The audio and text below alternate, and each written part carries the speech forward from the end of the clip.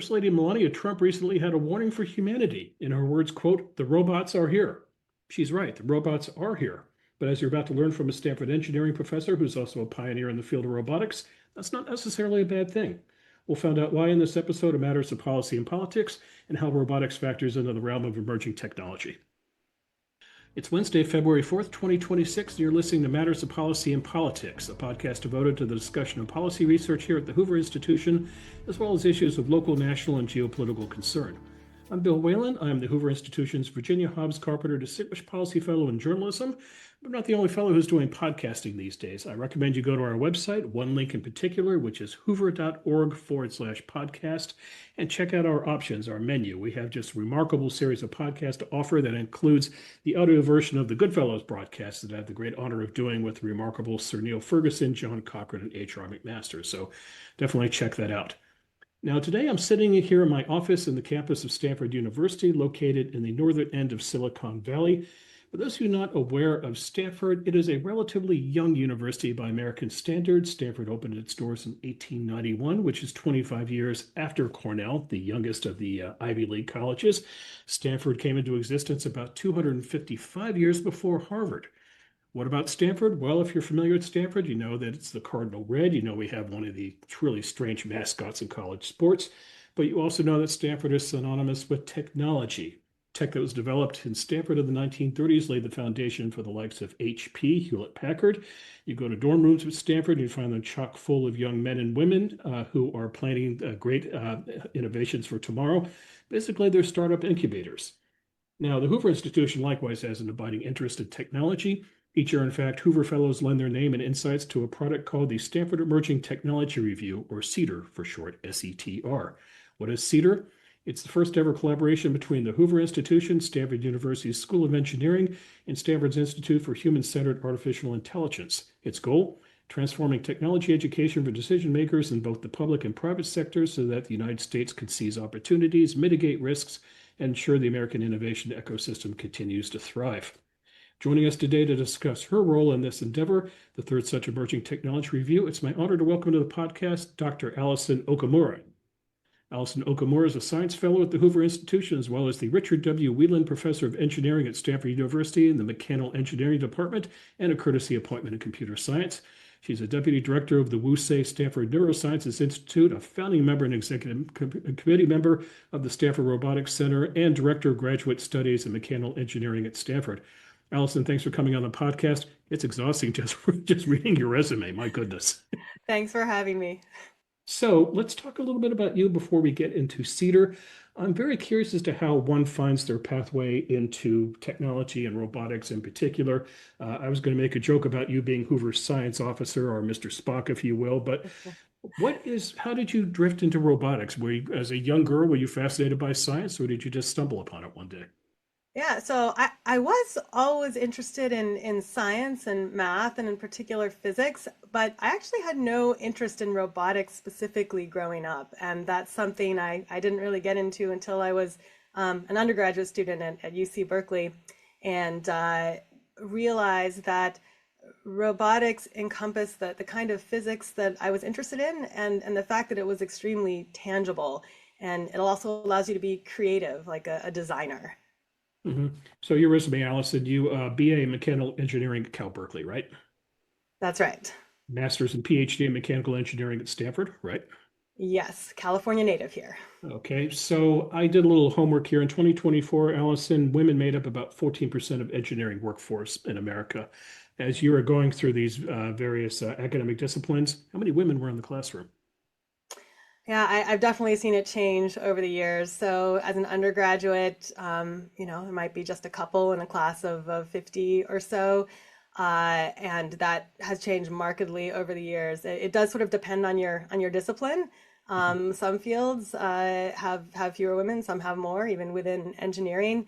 And the other thing that has changed is we have a lot more faculty members as well in mechanical engineering, which historically has had fewer women faculty. We probably have about 30% or so of our department is now women. So that's been a great change in terms of all of the different types of activities that go on in the field. And what would you advise for young women in terms of getting them interested in STEM earlier than college in the K-12 process? Yeah, I mean, a lot of the belief is that's where the pipeline starts, right? Right. Even though I wasn't interested explicitly in robotics when I was growing up, I definitely had an amazing family that encouraged me to, do whatever I was interested in. And I think a lot of young women are getting that message now, and the opportunities are out there. hmm All right, let's talk a little bit about the emerging technology review. Whereas we just talked about the challenge of getting women into science, it is not a challenge to get women involved in CEDAR. Three co-chairs. One is Amy Ziegart, who is a Hoover Senior Fellow. She's one of my favorite people to interview on these broadcasts because she just has a fascinating portfolio of intelligence, emerging tech, national security. She wrote a great book about spies of all things not long ago. Yes, Uh, I had her sign my copy. There you go. She's a rock star. Our second co-chair is Jennifer Whiteham. Is Jennifer your boss? I guess she is. In academia, we like to pretend that we don't have bosses, but yeah, she's the dean of the School of Engineering. Okay. And then the third co-chair is a promising young scholar named Condoleezza Rice, who we expect great things of.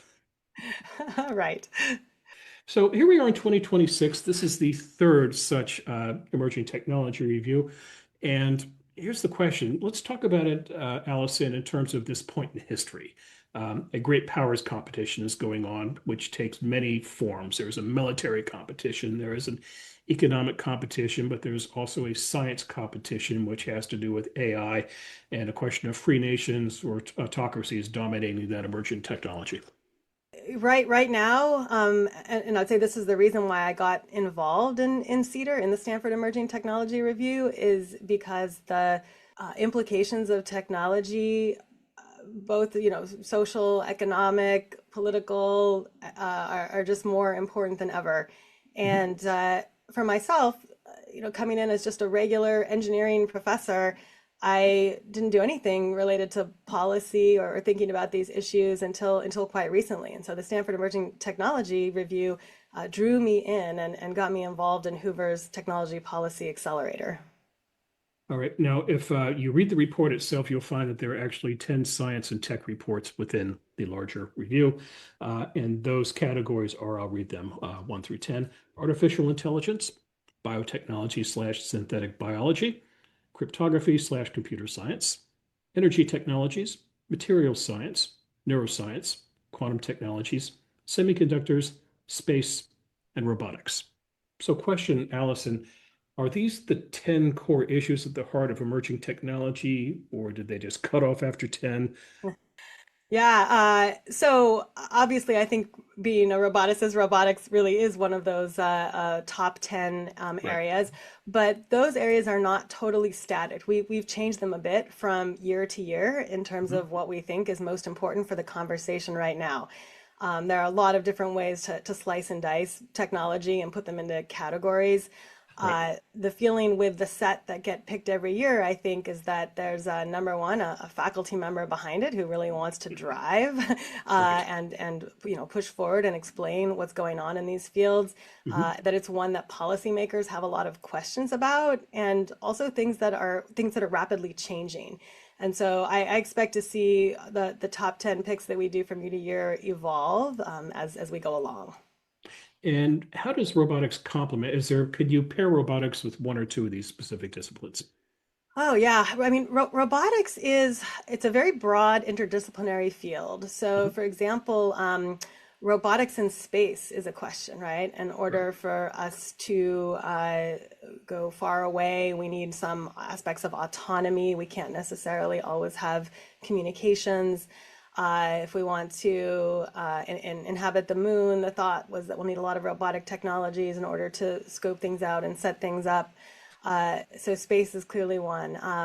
I don't think it's in this year's report, but fusion was a topic recently in one of the earlier reports, and that's a case where they wanted robotic technologies to be able to go in and reset fusion experiments in order to be able to turn around those studies much more quickly. There's also other fields which implicate robotics. So neuroscience impacts AI, which impacts robotics. Material science, which has been a topic, also affects robots because it affects what kind of materials that we can use to create the robot structures. Not everything is traditional metal rigid materials. So a lot of these areas they interlink, and that's one of the things the Stanford Emerging Technology Review tries to do is show where these interdependencies are. Mhm. Now, I'm going to warn you, I am a child of the 60s, Allison, and when I think robots, I think Rosie on the Jetsons, for example, or Yep. I think Robot B9. And if our listeners know who Robot B9 is, they've watched way too much television. That's an odd-looking robot that was on Lost in Space. Remember Danger, Will Robinson? Yep. All right, so Danger, Allison. I'm now going to ask you some rather pedestrian questions about robotics, so please Sure. bear with me. First question, what is a robot exactly? How do we define a robot? Yeah, that's not as simple of a question as you might think. People disagree. The way I think about a robot is as a physical system that connects information to action. Mhm. So a robot connects information to action by taking in sensing about the world or about its own state, doing some kind of computation about it, and then it has to have a physical body in order to create an action. You'll sometimes hear people refer to pure pieces of code as robots or bots, but to me, that's not actually a robot. Okay, second pedestrian question. The history of robotics. Is there a godfather or a godmother of robotics? Oh, well, there's probably many. I would say maybe because it's striking because at the time there were very few women. There's probably a godmother of robotics who would be Ruzhina Baichi, Mhm. who did a lot of work combining robotics with computer vision. So using what we would think of as computational sensing. How do you take sensors that are more complex and draw information about the world and use that to drive robots? And the Godfather, well, there's probably a lot more in that category, so I won't name names. And in terms of the timeline of robotics, is it a more recent science? Can we go back in ancient times and find the Greeks and Romans talking about robots, or is this more of a product of modern science and modern science fiction? Yeah, that's a great question. Well, if you go by my definition, which requires some computation, I would say modern robotics is somewhere 60 to 70 years old. But I would say automata, which were purely mechanical systems, like player pianos and things like that, Mhm. which don't have any intelligence and can't interact with the world, those have captured people's imaginations for hundreds of years even. So I think the idea of automata has captured human interest for a very, very long time, but it's only since the advent of computing and modern computing that you can actually have robots take in information about the world, process them, and then make an action. Okay, you're showing a lot of patience with me, but here we go. Here's another one.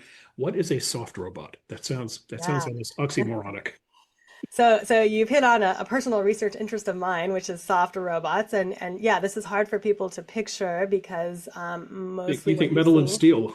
yeah, exactly, metal and steel, large robots that can move around car doors and factories, or most robots that you see in the movies, right? C3PO and R2D2, right? They're made of metal and very rigid. Right. So this newer generation of robots, known as soft robots, they have all the same properties of robots I mentioned before, but the materials are soft and flexible. So, for example, if you wanted a catheter that could go into the body or something that can be done for a minimally invasive surgery, you don't want a big, rigid, stiff thing. You would like something that can be sort of a continuum and be flexible and then be able to still have all the same abilities to be smart and provide physical work on the world. And so that's been an area of robotics which has been growing in the last couple of decades in parallel to this new generation of artificial intelligence. Okay. And finally, what is haptic technology? Yes. Haptic, haptic technology. Yeah, the word haptic, I'll give you an SAT prep way of thinking about it is that haptic is to touch as optic is to vision. Ah, So great. haptic is anything having to do with the sense of touch. Haptic technology for robots, there's two types. One is giving robots a haptic sense, so allowing robots to feel distributed forces and be able to touch things. Right. And then the other is haptic technology to provide feedback for humans. So these are technologies that allow you to feel virtual environments and have that more immersion than just getting a visual experience in a virtual world. And that same haptic technology can also be used when you teleoperate robots. So Right. teleoperation is when a human sits and usually manipulates some fancy joysticks to control a remote robot. Mhm. And ideally, that human teleoperator of the robot should feel what the robot feels in order to do a good job with whatever remote task they're doing. So there's this type of haptics that is for robots to have their sense of touch, and then there's the type of haptics that gives humans touch feedback, like an artificial sense of touch. And is it as good as human touch? Is it the same? Oh, neither are, unfortunately. You know, if you watch computer graphics, right, and in modern movies, right, it's hard to tell Mhm. the difference now between something that's been generated by computer graphics versus Right. something you might see in real life. Touch, on the other hand, has been a lot more challenging for us to pass that test. It's been very difficult to get robots to have enough sensing capability in them to come anywhere close to rivaling human abilities. Mhm. And then if you try to display an artificial sense of touch to a human, it's still pretty easy to tell the difference between that artificial touch feedback compared to when you're touching real objects. So it sounds like we're still years away from robotic dentistry. Well, so this is the open question, and I would say this is the a big debate going on in the field right now, right? There Right. are folks designing autonomous robots and Mhm. saying that you don't need a sense of touch. All you need is vision and also proprioception, which is a person or a robot sense of where its own body is in space. And there are folks who are betting a lot on the idea that you can control autonomous robots without even needing the sense of touch.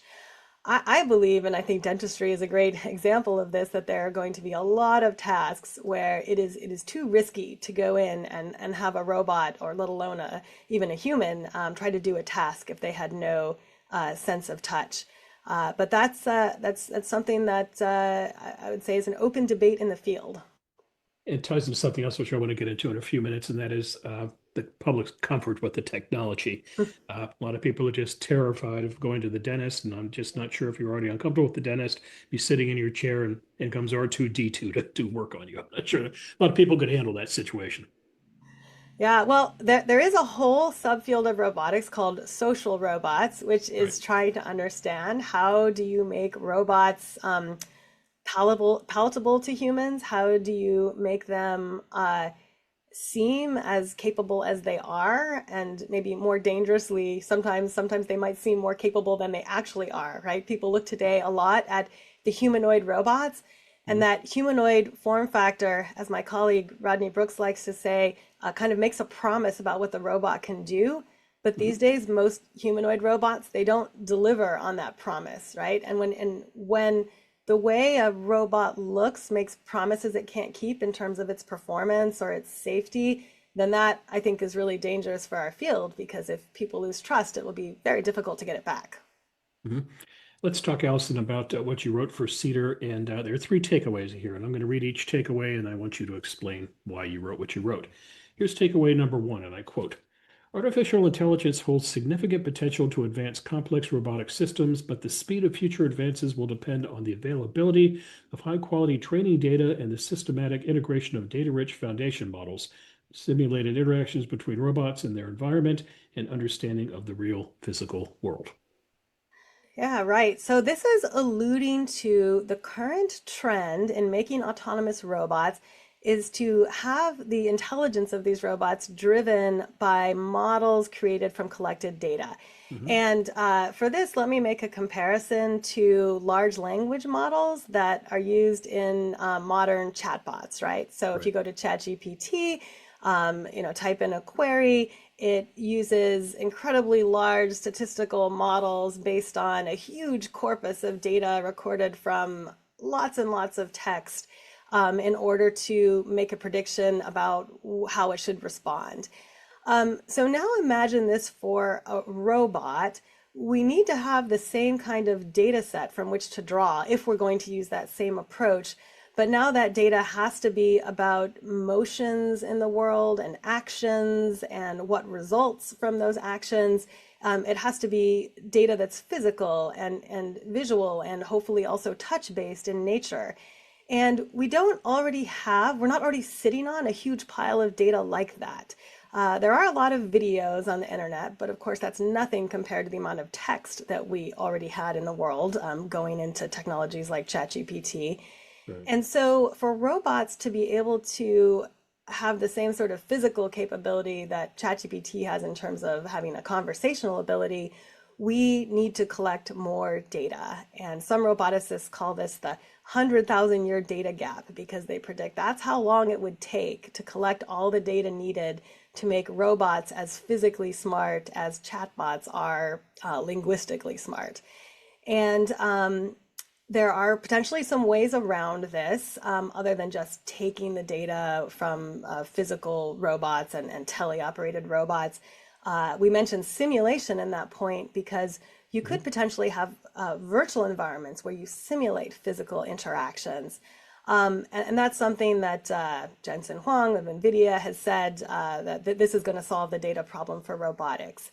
I'm a bit skeptical about that because making perfect virtual environments that would capture all the nuances of physical interaction in the real world, that's just technologically really difficult to do. So it may help us and speed us up, but we'll need to take more data. We'll need to have better simulations. There's a lot we're going to need to do to get to autonomous robots at the level that people are expecting now that they've seen what these chatbots can do.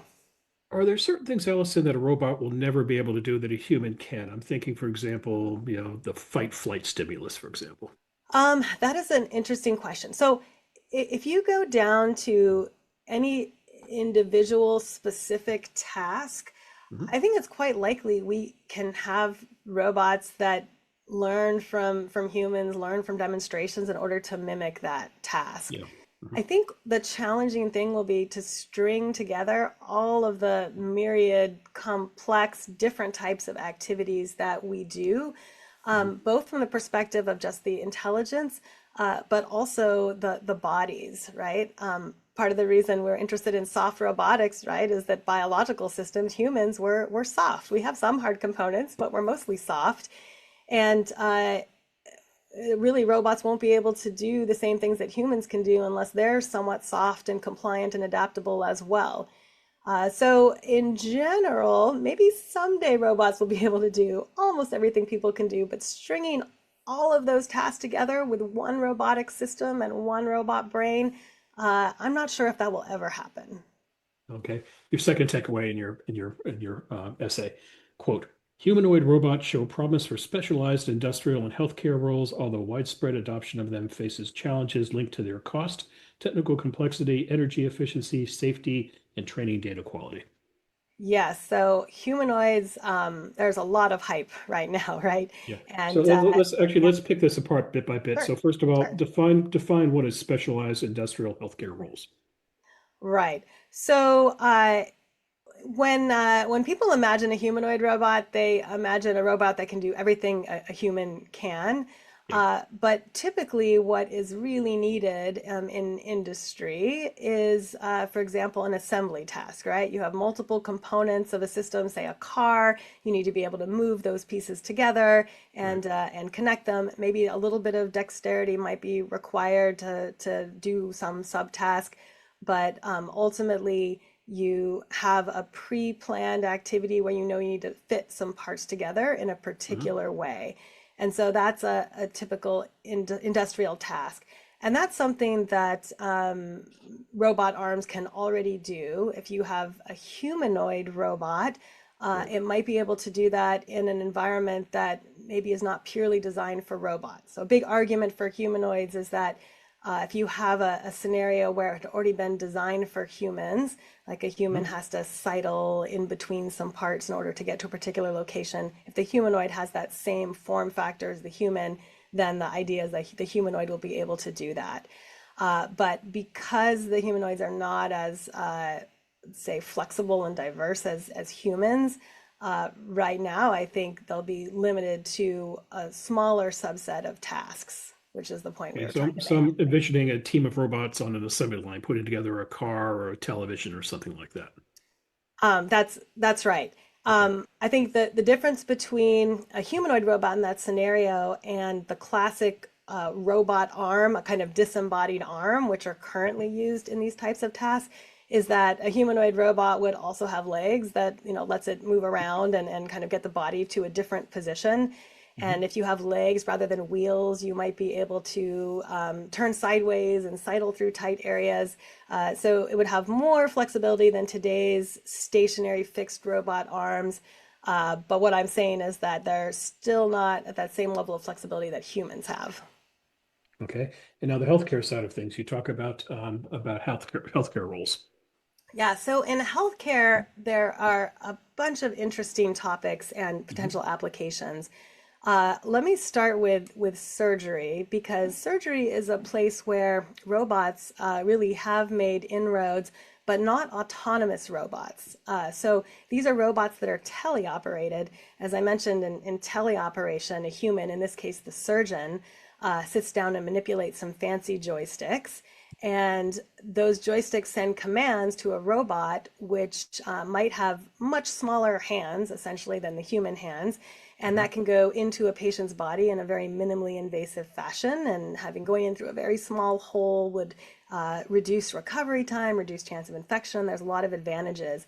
And those types of teleoperated robots, they are not super intelligent. They mostly follow the direct commands of the human operator. And it's Mhm. almost more like they make the surgeon kind of superhuman, have superhuman capabilities, or maybe even subhuman capabilities in terms of size. And so for humanoids, you have to ask, well, would you want a humanoid to do surgery when we already have surgical robots that have advantages in terms of having a scale that's smaller than humans so that they can have that minimally invasive property?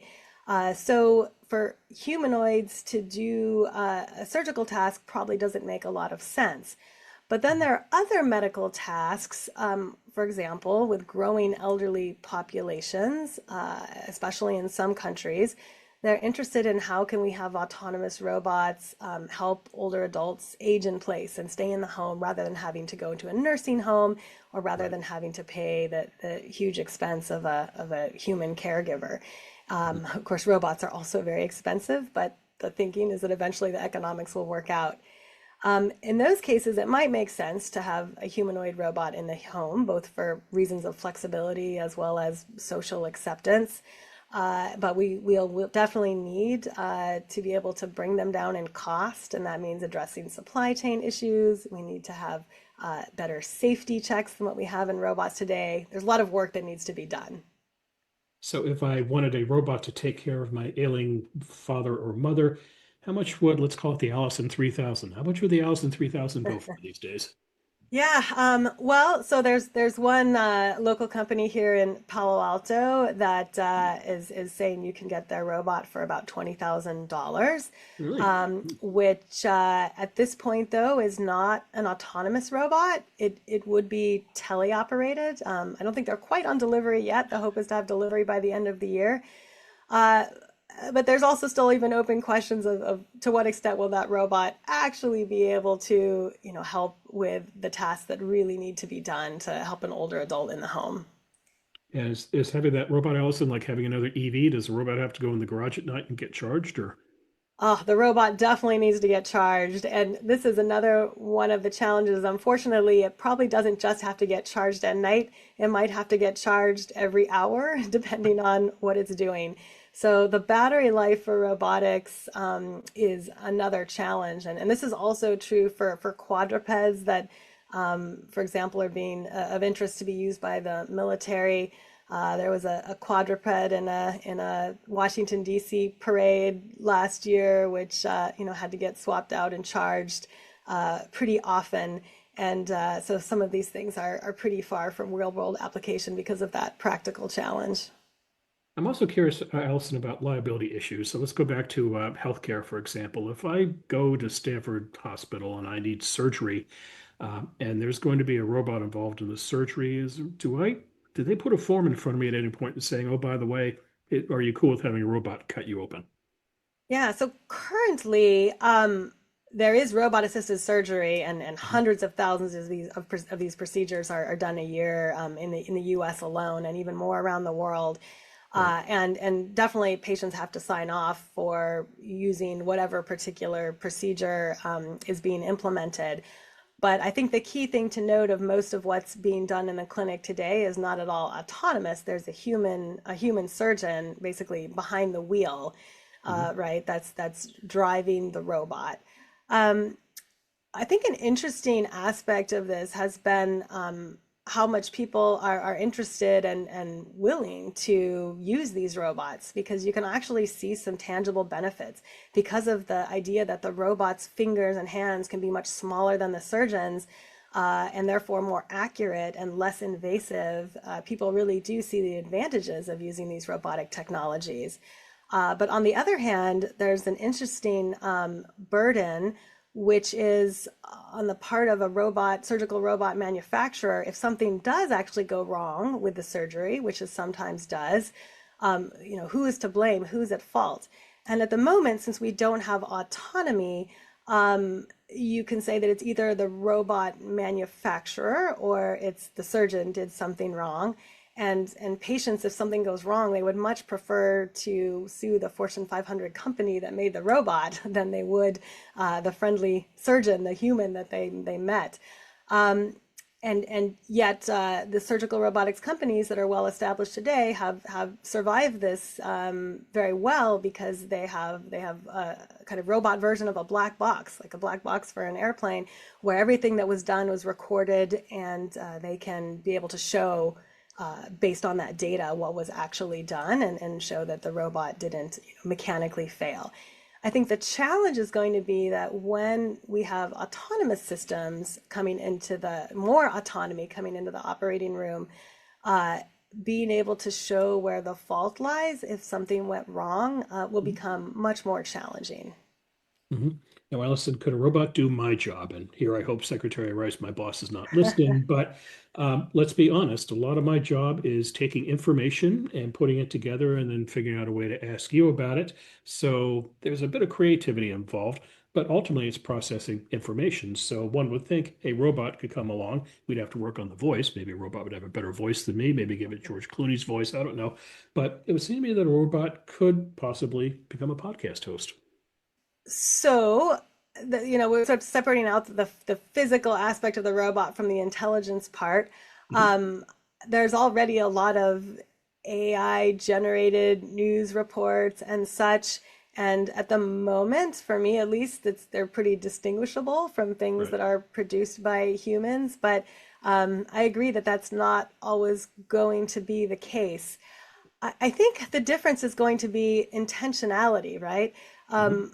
So while maybe a robot can run, or an AI system can run a podcast, and the receiver of that podcast might not know or notice the difference, you, Bill, running this podcast, you have an idea of what you want to talk about and how you want to say it and what kinds of things you want to dig into.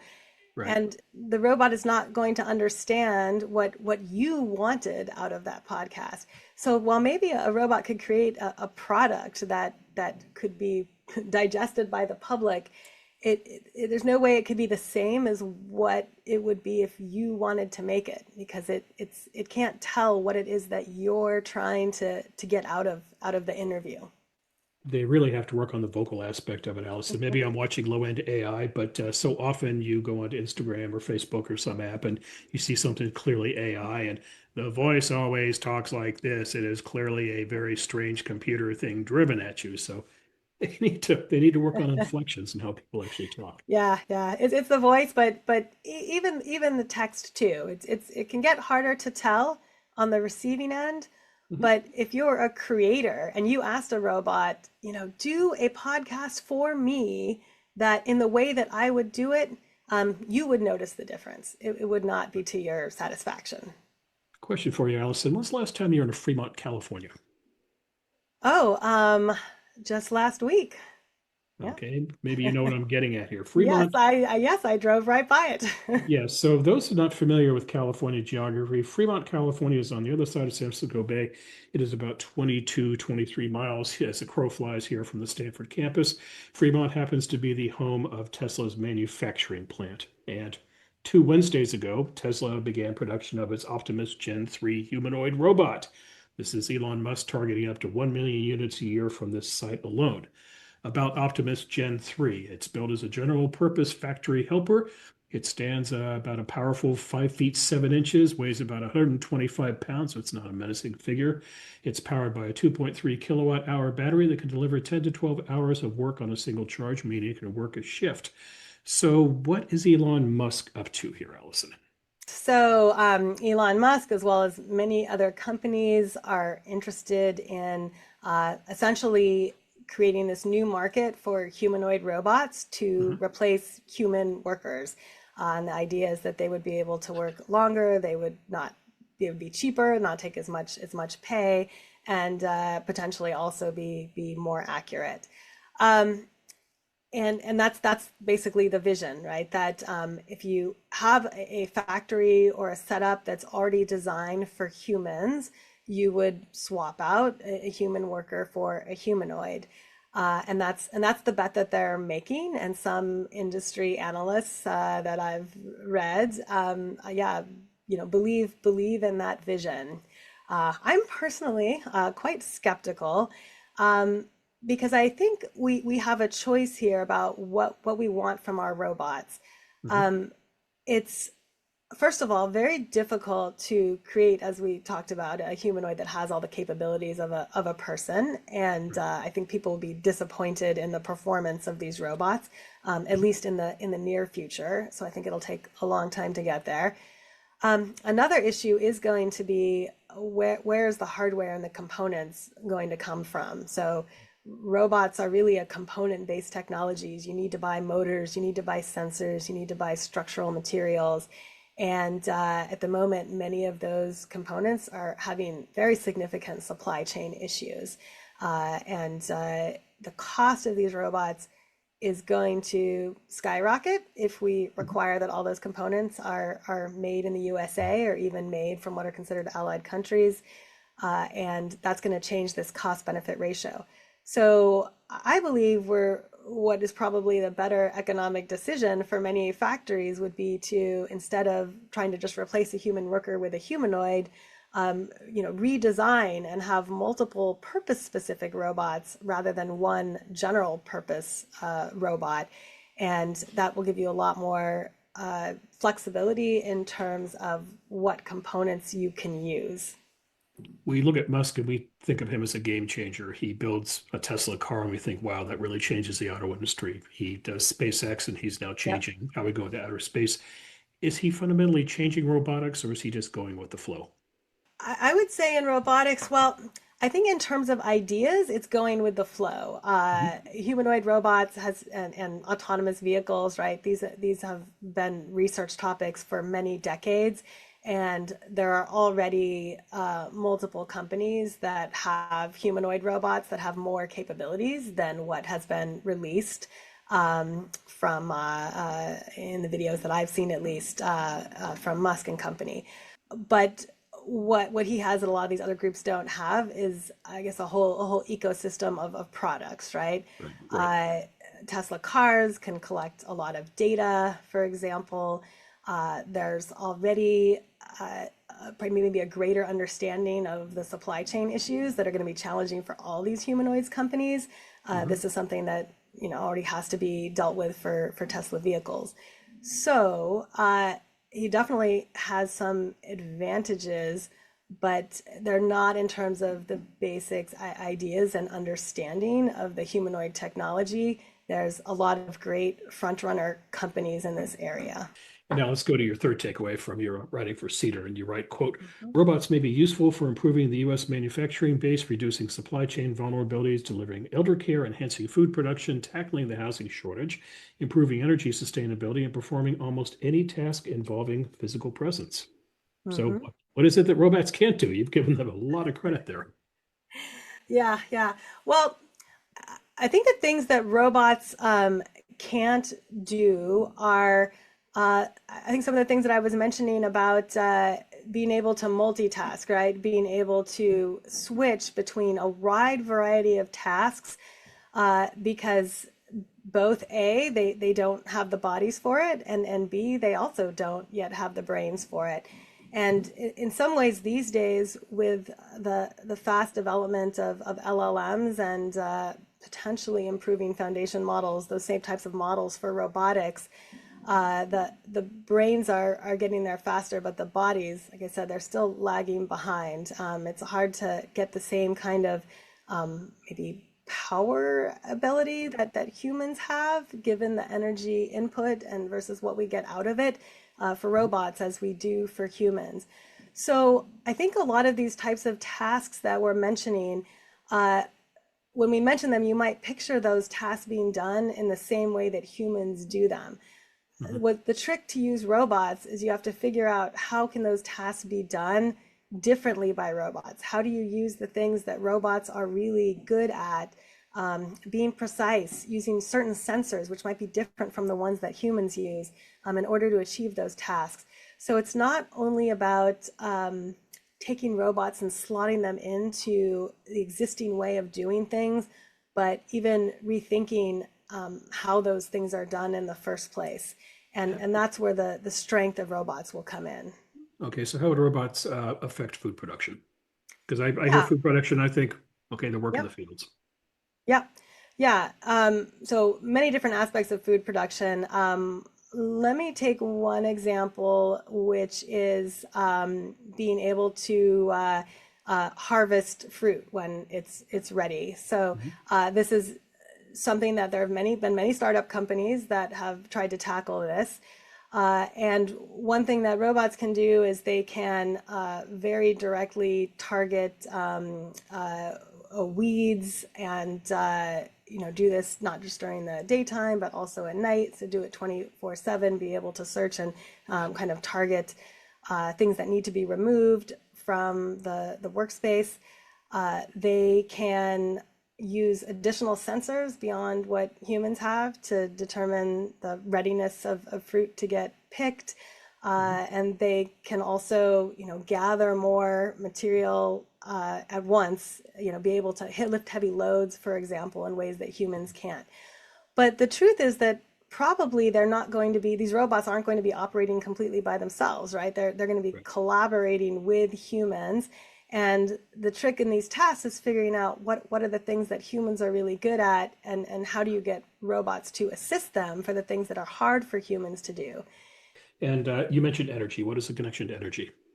I mentioned earlier fusion. Mhm. So, one challenge with environments where you're trying to do fusion is that you can't have a human anywhere near there. That's not an environment that's hospitable for people. And so, in this case, you probably don't want soft robots, actually. You probably want robots made of very robust materials that can go in and work in these spaces where humans can't go. So, this is definitely looking forward into the future. But whenever there's a place that's too hot or chemically dangerous for human operators, this is something where robots could go. And they might not even need to be completely autonomous robots, right? These could be robots that are teleoperated and driven by human operators if we think the robots are not ready or safe to be operated autonomously. Mhm. China, Allison. So China is developing robots that do rather benign things like working the fields, loading dishwashers, I saw as an application. But they're also developing motion-controlled combat robots that mimic a soldier's combat moves in real time. So this kind of gets us back to the idea of splitting the atom back in the 1940s, and this is ultimately going to be a peaceful or a belligerent thing. Are we going to see robots take a more forward position in future of warfare?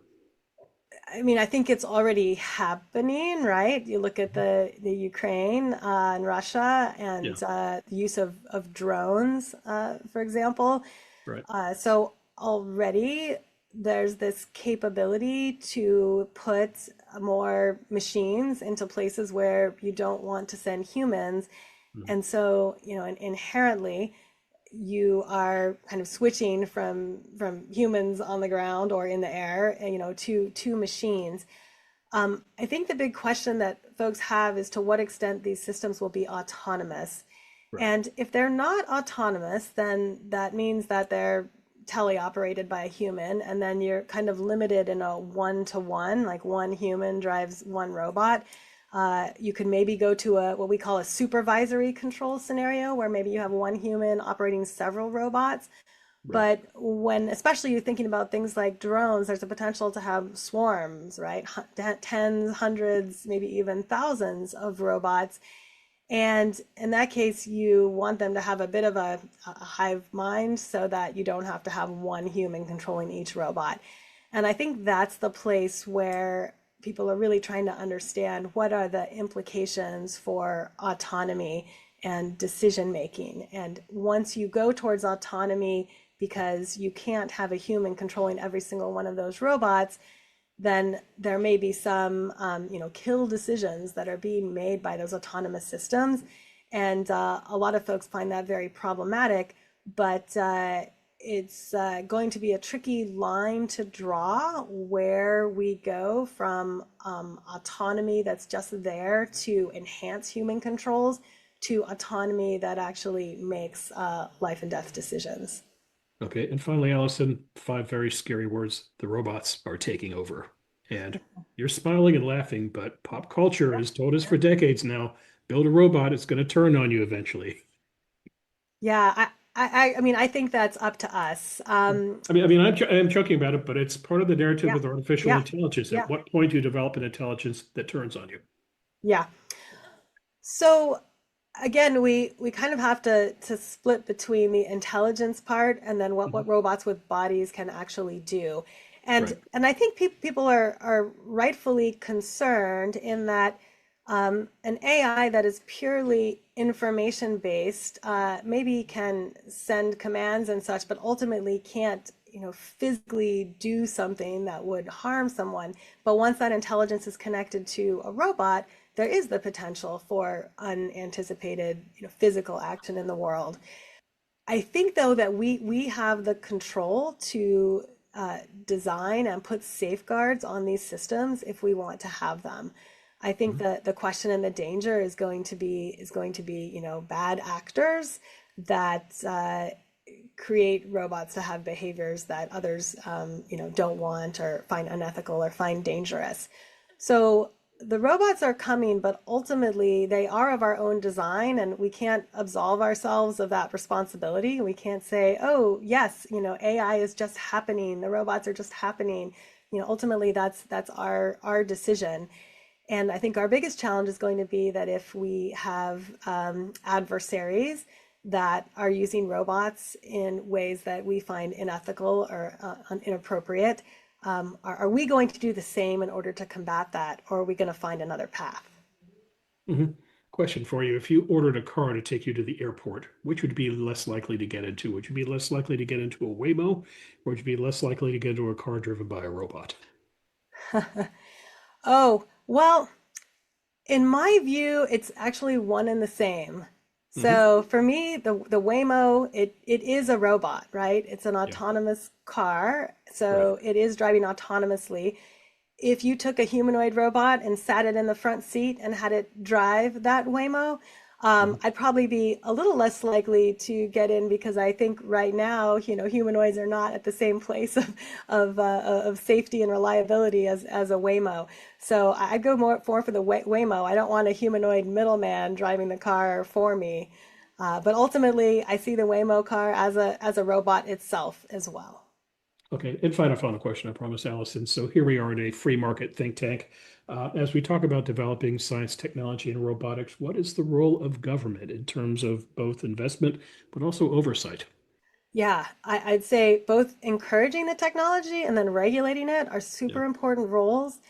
I feel that we need a lot more investment in robotics in the US, Mhm. both at the basic research level, because that's the seed corn that is going to provide us with leadership in the field 20, 50 years from now. And then also in terms of helping our companies both acquire and use robots to improve manufacturing as well as develop the robots themselves. It's going to be difficult for us to adopt robotics use in this country to speed up our manufacturing capabilities if we're not actually, making the robots here as well. And then on the regulation side, that's the difficult thing. I definitely have colleagues that say we should just regulate the applications, we should not regulate the basic technologies. But I would say I'm quite conflicted there. I think it's a challenge. We're always going to have regulations on applications, but some basic technologies, it's hard for researchers as myself to fully understand dual use implications. And that's a big reason why I'm involved with Hoover and the Technology Policy Accelerators to try to tease apart when is it appropriate to apply regulations to the basic technologies versus those applications. All right, we are still months away from the 2027 Emerging Technology Review. Hopefully there is robotics in it, and hopefully you're writing it as well. What is the next breakthrough in robotics? What is the next big thing people are looking for? I would say two things. I would say one would be, are there ways to get around this, what I refer to as the 100,000-year data gap in robotics? What Mhm. is the next way to think about AI for robots rather than trying to imitate what was done for large language models?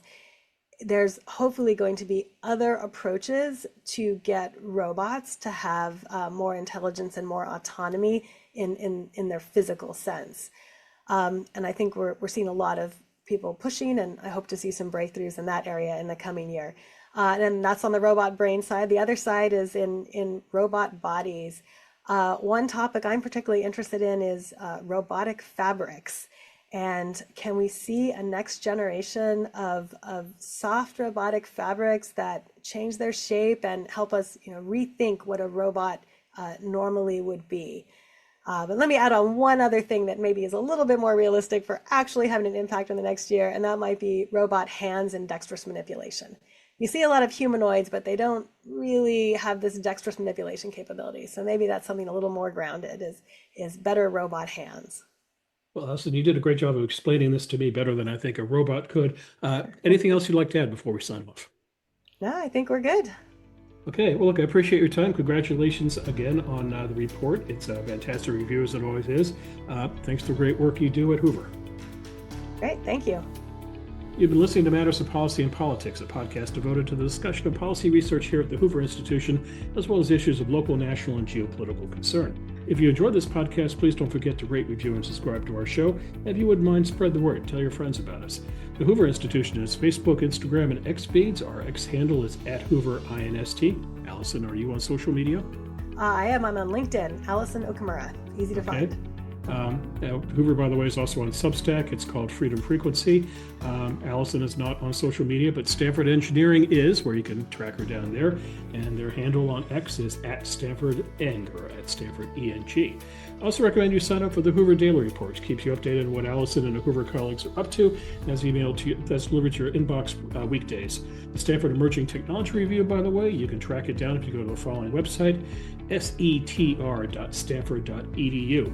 That's it for this podcast. We'll be back a week from now with a new episode of Matters of Policy and Politics. We're going to be talking about, of all things, Valentine's Day, economics of love and marriage and family. So you don't want to miss that.